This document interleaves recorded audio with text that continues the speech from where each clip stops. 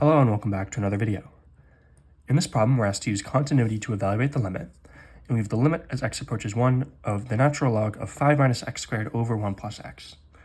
So we're going to combine this into two different functions. We're going to have f of x is ln of x, and g of x is equal to 5 minus x squared over 1 plus x. So here we have a log function, and here we have a rational function. And we know from theorem 7 that these types of functions, logarithmic and rational functions, are continuous over their domains.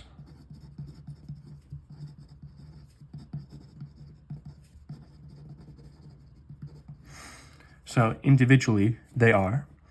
And we know from theorem 9, if g of x is continuous at a point, right?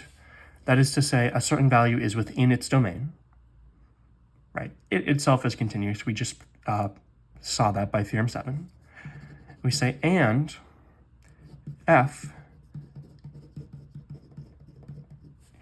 is continuous at g of that point. So if we're saying this is a point y, then f is continuous at g of y.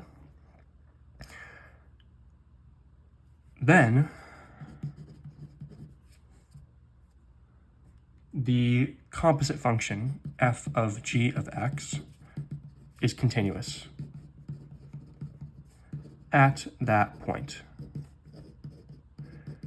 Therefore, we can say that this entire function is continuous over its domain,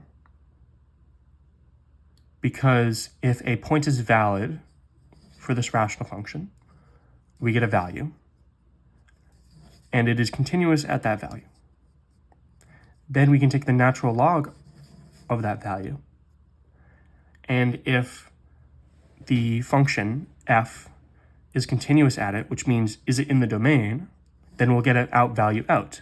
And therefore we can say that the limit as x approaches 1 of ln of 5 minus x squared over 1 plus x is equal to simply plugging in 1 into this function. So we get the ln natural log of 5 minus 1 squared is 5 minus 1 over 1 plus 1 is 2. So this is the ln of 5 minus 1 is 4 over 2. 4 divided by 2 is 2. So therefore this limit is equal to the natural log of 2.